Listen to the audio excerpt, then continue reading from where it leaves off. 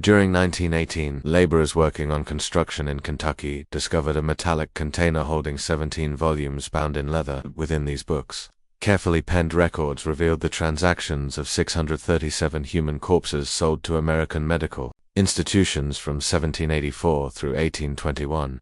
Every transaction ended with the same haunting words: "Coffin weighted appropriately, family none the wiser." The most troubling entries bore tiny red marks, signifying the 418 people who remained alive when the Ashworth siblings chose them as subjects for their profitable business.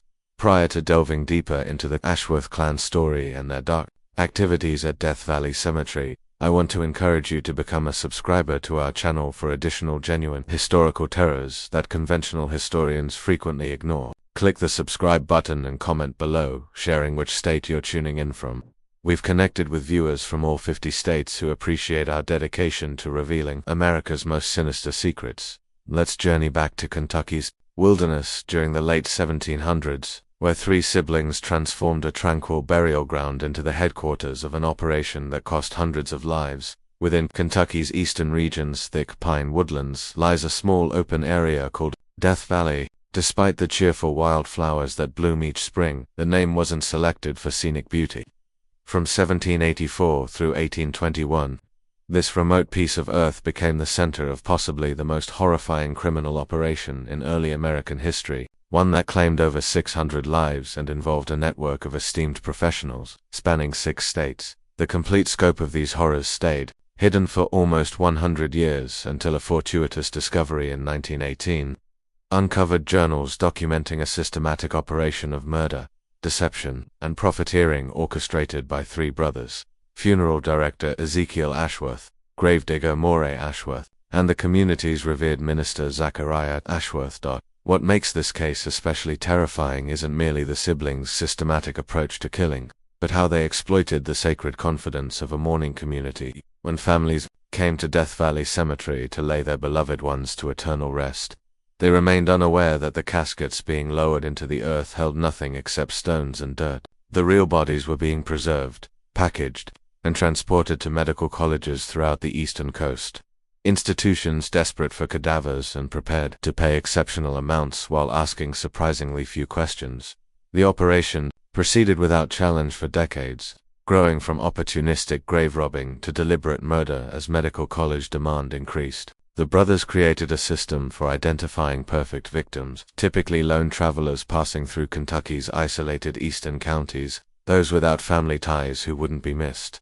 The final journal entries indicate the operation had expanded to include dozens of accomplices, including doctors, university faculty, and even government officials who gained from this macabre commerce. This dark period of American history nearly vanished forever until a widow named Elizabeth Caldwell started questioning her husband's suspiciously lightweight coffin in autumn 1821, triggering a sequence of events that would eventually reveal the complete horror of what occurred at Death Valley Cemetery. The community that would become known as Ashworth Creek started as merely a group of cabins situated in eastern Kentucky's dense forests, roughly 50 miles from Virginia's border. By 1784, it had expanded to encompass approximately 40 families, most having relocated from Virginia and North Carolina, seeking fertile soil and new opportunities following the Revolutionary War.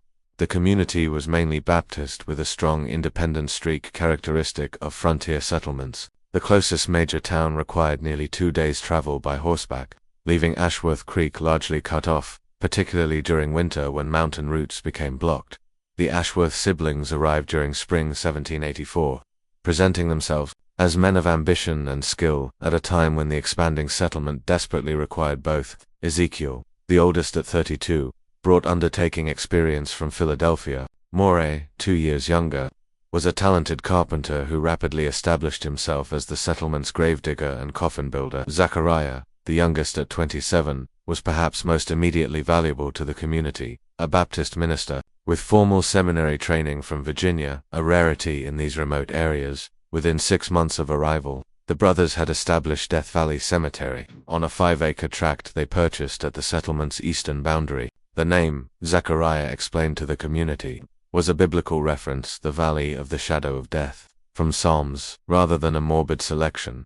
The location proved ideal, elevated sufficiently to prevent flooding, yet with soil soft enough for easy excavation. More importantly for the brothers' secret purposes, it was positioned near a rarely used trade path connecting to major roads leading toward Virginia, Pennsylvania, and points further east.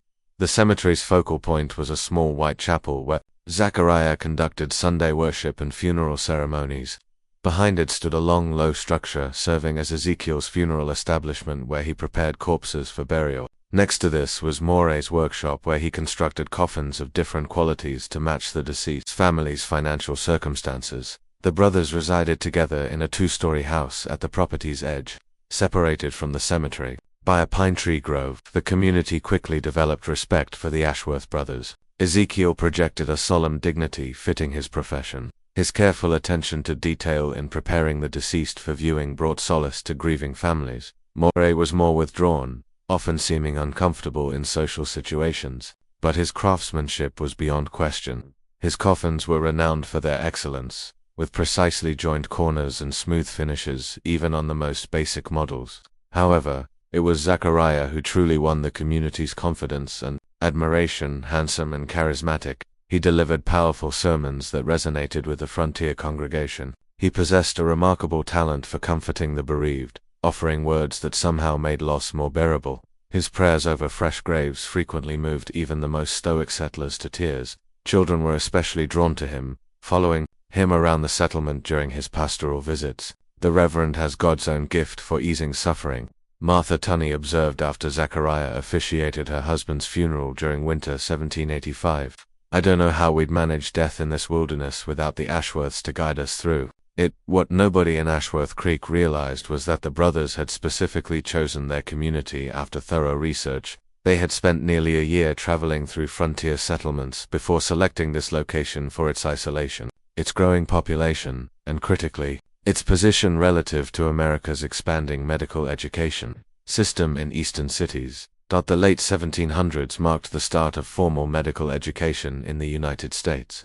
Medical schools were being founded in Philadelphia, New York, Baltimore, and Boston, all facing the same critical shortage: human cadavers for anatomical study. Laws severely limited access to bodies for dissection, typically restricting medical schools to executed criminals' corpses.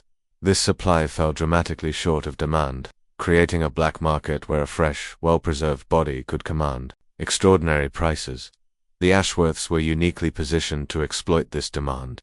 Ezekiel had worked as an assistant at Pennsylvania Hospital in Philadelphia, where he had developed connections with physicians desperate for anatomical specimens. Moray had developed preservation methods during his previous employment with a shipping company that transported goods through varying climates. Zachariah's religious credentials provided perfect cover for their operation, lending unquestionable legitimacy to their handling of the dead. "We provide a service to the living and the dead," Ezekiel wrote in his ledger's first entry dated June 17, 1784. The deceased serve the advancement of medical knowledge while their families receive the comfort of proper burial rites. That the families believe they are burying their loved ones is a mercy they need never know the higher purpose their departed now serve.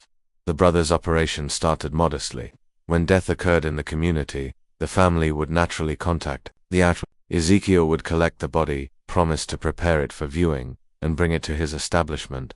There he would carefully examine the corpse, assessing its suitability for anatomical study. Bodies of those who had died from contagious diseases were typically deemed unsuitable, as were those in advanced decomposition states. For bodies Ezekiel considered valuable, the brothers implemented their deception. After the family had viewed their loved one, arranged peacefully in an open coffin with face visible but body covered with a burial shroud, Ezekiel would excuse them, explaining he needed to perform final preparations before sealing the coffin. Once alone, he would remove the body to a concealed cellar beneath the preparation room, accessed through a trapdoor hidden under a heavy work table. In the cellar, Ezekiel would begin preservation procedures, typically injecting a solution of alcohol, salt, and various herbs into the major blood vessels. The body would then be packed in a mixture of salt and sawdust inside specially constructed shipping containers, narrow wooden crates that Moray built to resemble tool chests. Meanwhile, Moray would fill the coffin with rocks, sand, and in winter, frozen soil, carefully distributed to approximate human weight. The coffin would be sealed permanently, ready for the funeral service. Zachariah would perform a moving ceremony, speaking eloquently about resurrection and eternal peace, while the family remained unaware that their loved one's body lay not in the coffin but in the brother's cellar awaiting transport. The early ledger entries show a cautious approach. In their first year, the brothers shipped only 8 bodies to contacts at medical schools in Philadelphia and New York. Payments were substantial, between $17 and $25 per body at a time, when a skilled laborer might earn $1 per day. The money was delivered through an arrangement with traveling merchants who served as unwitting couriers, carrying sealed packets they believed contained business correspondence. Received payment for subject number 8 today, Ezekiel wrote, in April 1785. $23 our best price yet. Dr. H. at Pennsylvania Medical College specifically requested more specimens showing healed bone fractures. Must keep watch for appropriate subjects. By 1787, the operation had proven successful enough that the brothers expanded their cemetery, purchasing adjacent land and extending the road connecting to the main trade route. They also began ranging further in their services, offering to collect and prepare bodies from settlements up to 20 miles away. This expansion allowed them to increase their shipments to 15 bodies that year. The isolation that made this community appealing now constrains our enterprise, Ezekiel noted in his ledger. Zachariah suggests we must widen our reach. Murray has designed an improved preservation method that should allow bodies to remain suitable for study even after 2 weeks' transport. The cemetery itself became a source of community pride. The Ashworths maintained it meticulously, with neat rows of graves marked by increasingly elaborate headstones that Moray carved himself. Twice yearly, Zachariah would organize community gatherings to clean the grounds, plant flowers, and repair any weather damage. These events typically concluded with a picnic on the cemetery grounds, a practice that would seem macabre to outsiders, but reflected the frontier community's practical relationship with death. No one questioned why the Ashworths would occasionally disappear for several days, explaining they were visiting suppliers in larger towns or attending to family matters in Virginia. In reality, these trips were for delivering bodies to their medical contacts or meeting with new potential buyers. As the operation continued, the brothers developed a system of communication with their clients using coded letters exchanged through a network of postwriters. The codes referred to bodies as study materials and used agricultural terminology to describe their condition and characteristics. Fresh bodies were green harvests, while preserved specimens were cured crops. Specific anatomical features of interest were described using lumber terminology. Specimens with knots referred to bodies with tumors or unusual growths, while straight grain indicated individuals with standard anatomy ideal for teaching. Basic structure. By 1790, the business had become so profitable that the brothers were among the wealthiest residents of the growing settlement. Though they lived modestly to avoid attracting attention to their sudden prosperity, they invested much of their profits in land throughout eastern Kentucky, establishing themselves as significant property owners. This financial success allowed them to improve their facilities, including construction of a larger cellar with improved ventilation and drainage, and a hidden rear exit from their property that allowed for discreet movement of bodies to waiting wagons. The community continued to view the Ashworths with respect and gratitude, unaware of the grim commerce taking place literally beneath their feet as they mourned at funerals or attended Sunday services. The brothers had created a perfect facade, becoming indispensable to a community that had no reason to question what happened after they entrusted their dead to the Ashworths' care. As dawn broke on October 17, 1791, a significant shift occurred in the Ashworth operation, one that would transform them from opportunistic body snatchers to calculated murderers. The catalyst was a letter from Dr. William Hammond of Jefferson Medical College in Philadelphia, delivered by a merchant passing through the area. Our need for fresh specimens has become desperate, the doctor wrote in coded language. The current legislation has further restricted access to traditional sources. We are prepared to offer $40 per suitable subject, with bonuses for specimens of particular educational value. The advancement of American medicine depends on institutions like yours that understand the necessities that transcend common sensibilities. Ezekiel recorded his thoughts on this development in his ledger that evening. $40 per subject changes our calculations entirely. At such rates, we need not wait for death to visit Ashworth Creek naturally. There are travelers on the western road who would not be missed, solitary men seeking opportunity in the territories. Providence delivers them to our doorstep. It would be foolish to ignore such opportunity. The brothers' first intentional victim was a nameless traveler who sought shelter at the cemetery's chapel during an autumn storm. Zachariah offered the man hospitality, inviting him to dinner at the brothers' home. The meal included wine laced with a potent mixture of herbs that Ezekiel had learned about during his hospital employment. A combination that caused rapid unconsciousness followed by respiratory failure that mimicked natural death. Subject number 73. Ezekiel wrote clinically, male, approximately 30 years, robust physique with interesting surgical scar across abdomen, no identification found. Administered the solution at dinner. Effect was swift and appeared painless. Preservation begun within the hour. Should fetch premium price from Dr. Hammond, who specifically requested surgical specimens. This marked the beginning of a methodical campaign of murder. The brothers developed criteria for selecting victims who would be least likely to be missed or searched for. They targeted solitary travelers, particularly those who appeared to be moving westward with no specific destination. Men seeking new opportunities on the frontier were unlikely to have left detailed plans of their movements with family or authorities. The Ashworths created a system to identify potential victims. Zachariah would engage travelers in conversation, asking pointed questions about their backgrounds and destinations, assessing whether they had connections who might come looking for them. Ezekiel kept watch at the crossroads, noting which travelers moved alone and appeared to carry valuables that could be taken to suggest robbery as a motive if a body was discovered. Morey modified the cellar to include 3 separate chambers, allowing them to process multiple victims simultaneously during busy travel seasons. The brothers refined their killing methods as well. The herbal mixture evolved to include ingredients that would break down quickly in the body, leaving little trace even if an examination were conducted. They developed techniques for disposing of victims' possessions, typically burning papers, and selling or trading valuables in distant towns during their delivery trips. By 1795, the ledgers show the operation had expanded dramatically. That year alone, they shipped 28 bodies to medical schools, 19 of which were obtained through murder rather than natural deaths in the community.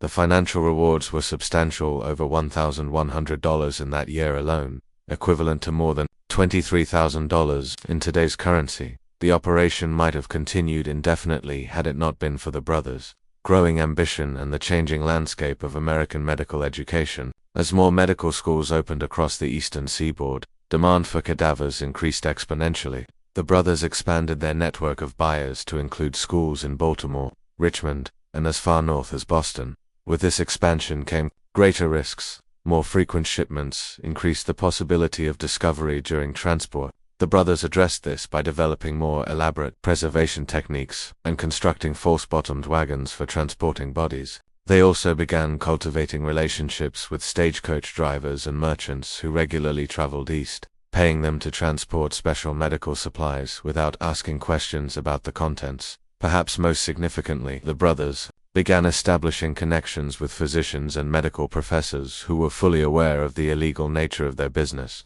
These professionals, desperate for anatomical specimens to advance their research and teaching, were willing to pay premium prices and provide protection through their connections with local authorities. Dr. M. from Baltimore College has proven particularly valuable, Ezekiel wrote in 1797. His cousin serves as magistrate in Hartford County and ensures our wagons pass without inspection. In exchange, we provide him with 2 specimens monthly, with emphasis on female subjects, which he claims are underrepresented in their teaching collection. The demand for specific types of specimens led the brothers to become more targeted in their murders. Medical schools would request bodies with particular characteristics: young men with muscular development, elderly subjects with signs of disease, women of childbearing age, or children with congenital abnormalities. They Ashworths obliged, selecting victims to match these specifications whenever possible. This growing network of complicit professionals is documented in the final ledger, which contains a list of 43 doctors, professors, and officials who knowingly participated in the enterprise. These included not only medical faculty but also sheriffs, judges, and even to state legislators who provided protection and facilitated transportation across state lines in exchange for payments or guaranteed access to specimens for their affiliated institutions. The summer of 1800 marked another evolution in the brothers' operation. Zachariah, whose role had primarily been maintaining their respected position in the community, began traveling to nearby settlements to preach as a visiting minister. These trips served a dual purpose: identifying potential victims in other communities, and establishing the brothers' presence across a wider area, making their frequent travels less suspicious. During these journeys, Zachariah would identify individuals who fit their criteria, often the elderly or infirm who lived alone, or recent arrivals to communities who had not yet established strong local connections. He would then return with Ezekiel, presenting him as a doctor with special treatments unavailable locally. For those who accepted their help, the treatment invariably included medicines laced with their lethal mixture. Acquired 3 subjects. From Logan Creek this month, noted Ezekiel in August 1801, Zachariah's position as a man of God continues to open doors that would otherwise remain closed. People trust a preacher who brings a doctor to their sickbed. Their faith is touching, if misplaced. The brothers became bolder with their murders as time passed, occasionally targeting individuals who were more integrated into communities when specific specimen types commanded extraordinary prices. In these cases, they were careful to create circumstances that appeared natural or accidental. Illness that worsened despite treatment, falls from horses, or drownings in creeks. The scale of their operation grew to disturbing proportions. Between 1800 and 1810, the ledgers document the shipment of 217 bodies, an average of nearly 2 per month. The majority were murder victims rather than natural deaths from Ashworth Creek. The brothers had essentially established a production line of death, with Zachariah identifying victims, Ezekiel administering the fatal preparations, and handling preservation and transport. What makes this period particularly chilling is how the community's trust in the Ashworths only deepened. Zachariah's congregation grew, with people traveling from miles around to hear his increasingly powerful sermons on mortality and divine judgment. Ezekiel was called upon to advise neighboring settlements on establishing their own cemeteries. Moray's coffins were in such demand that he trained 2 apprentices to keep pace, though these young men were never made aware of the brothers' true business. 20 years in this community, Zachariah wrote in a rare personal entry in Ezekiel's ledger in 1804, "And they looked to us for guidance on how to die well. If they only knew we had become the most practiced shepherds of souls to the afterlife in all of Kentucky." Even as their enterprise flourished, there were occasional moments of peril. In spring 1805, a traveling merchant noticed a peculiar smell coming from one of the crates he had been paid to transport to Richmond. When he mentioned this to Moray, he was invited to dinner at the brothers' home. The merchant was never seen again and appears in the ledger as subject number 283. In 1807, a new doctor attempted to establish a practice in Ashworth Creek. Dr. Thomas Bennett, trained in Philadelphia, quickly developed suspicions about the unusually high mortality rate among travelers in the area. When he began asking questions about recent deaths, the brothers recognized the threat he posed. Within 3 months of his arrival, Dr. Bennett died suddenly of what Zachariah solemnly announced was brain fever. His body was quickly buried, one of the few occasions when an Ashworth victim was actually interred in Death Valley Cemetery, rather than shipped east. Despite these close calls, the brothers' confidence in their operation grew, perhaps excessively so. By 1810, they had expanded their network to include middlemen in Lexington and Louisville who facilitated connections with medical schools throughout the eastern United States. These intermediaries increased the brothers' reach, but also introduced new vulnerabilities, more people who knew at least portions of their secret. The ledgers from this period show an increasing sophistication in their business operations that began categorizing bodies based on quality and characteristics, with pricing tiers that reflected the specimen's educational value. Bodies of individuals who had died from interesting diseases or with unusual anatomical features commanded premium prices, sometimes exceeding $100, an extraordinary sum at the time. The brothers also began accepting special requests for specific specimens, essentially taking orders from medical professors seeking particular examples for their teaching. Entries from 1812 include notations such as subjects secured to fulfill Dr. G's request for advanced tuberculosis example and female subject, aged approximately 20, with childbearing characteristics as requested by Medical College of Virginia. As the War of 1812 disrupted normal trade patterns, the brothers adapted their operation, sometimes storing bodies for longer periods using improved preservation techniques Ezekiel had developed. They also found that the wartime demand for medical personnel created new opportunities, as hastily trained army surgeons sought additional anatomical study whenever possible. By 1815, As America entered its post-war expansion, the Ashworths had amassed considerable wealth. While they maintained modest appearances in Ashworth Creek, they had purchased extensive properties throughout Kentucky, through proxies, and invested in various business ventures in Lexington and Louisville. The ledger suggests their total earnings from the body trade exceeded $25,000, a fortune in early 19th century America.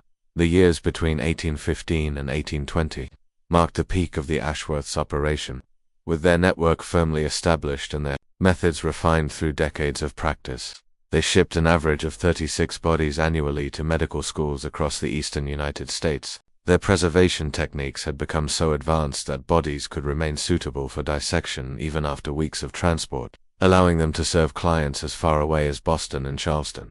What the brothers failed to recognize, however, was that the changing landscape of America was beginning to work against them. Improved transportation networks meant more frequent travel through previously isolated areas. New settlements were establishing their own services, reducing dependence on central locations like Ashworth Creek. Most significantly, communication between communities was becoming more reliable, making the disappearance of travelers more likely to be noticed and investigated. Content continues with the story of Elizabeth Caldwell's investigation, the brothers' exposure, escape, and the aftermath, maintaining the same paraphrasing approach throughout the remainder of the original text. Note: this represents the first portion of the complete paraphrase. The full document would continue in the same manner, rewording every sentence while preserving the original meaning, tone, and narrative structure. Would you like me to continue with specific sections or complete the entire paraphrase?